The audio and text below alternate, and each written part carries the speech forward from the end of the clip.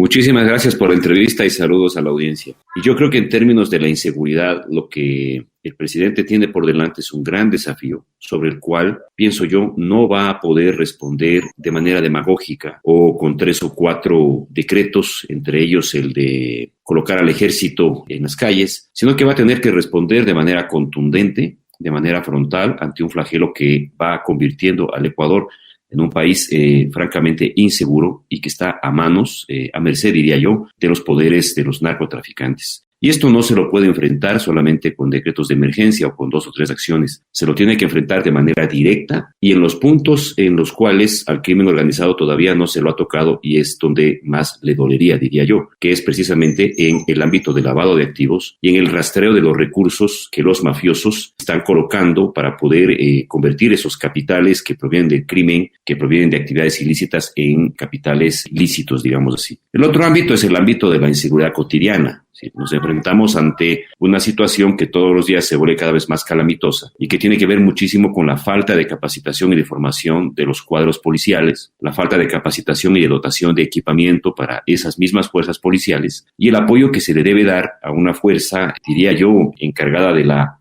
seguridad interna del Ecuador, que está bastante desmotivada, con una moral, diría yo, muy baja y enfrentándose a la difícil situación de encarar el crimen organizado con lo que tiene, que en realidad pues no es mucho. El Plan Fénix sigue siendo una promesa de campaña, todavía no la vemos y estamos como ciudadanía expectantes sobre qué es lo que va a ocurrir y en medio de todo esto pues aparecen estas acciones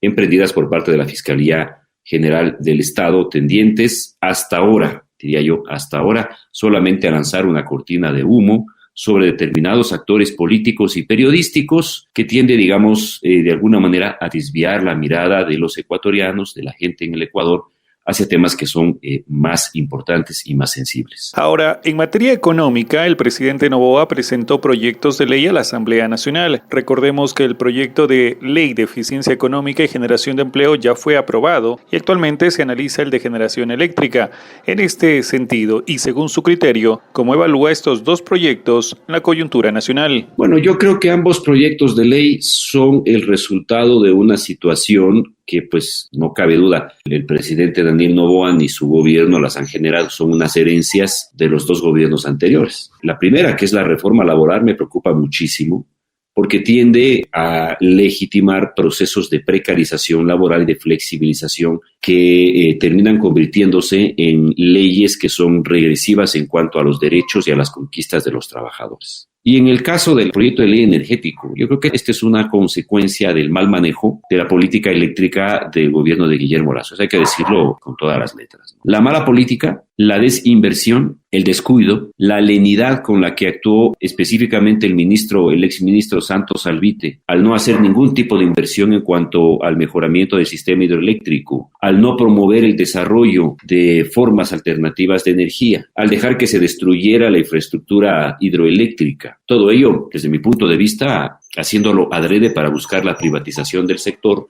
ha generado los cortes de energía que ahora los ecuatorianos y las ecuatorianas experimentamos todos los días y que pueden volverse todavía más extensos, debido precisamente a esta actitud negligente del ministro Santos Alvite. En ese sentido, me parece a mí que la reforma a la ley de electricidad que el presidente Noboa está lanzando a la Asamblea pretende de alguna forma paliar esta situación tan crítica y tan compleja por la que estamos atravesando. Y me parece a mí que la ministra de Energía del presidente Noboa, al menos en ello, se muestra mucho más honesta, mucho más sincera y mucho más transparente al decir al Ecuador, esta es la situación que hemos heredado del gobierno de Guillermo Lasso.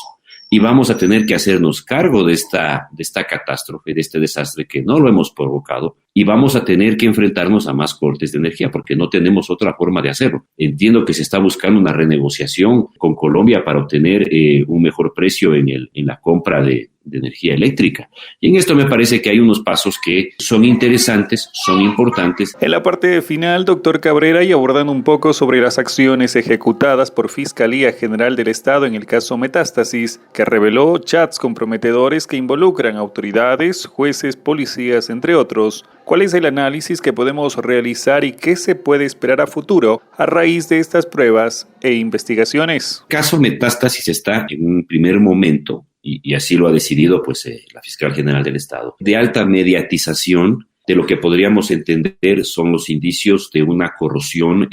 bastante profunda de la estructura del Estado en nuestro país. Y digo, es un momento mediático porque hasta ahora, aparte de la publicación de chats, de mensajes de WhatsApp o de comunicaciones, que son en realidad indicios de actos de corrupción, de actos criminales, de actos que son ilícitos, todavía no tenemos un encuadre general de qué es lo que se está haciendo. Todavía no tenemos evidencias, por ejemplo, vinculadas al rastreo de recursos o de dinero pagados a estas personas que vemos todo el tiempo que aparecen en estas conversaciones de chat.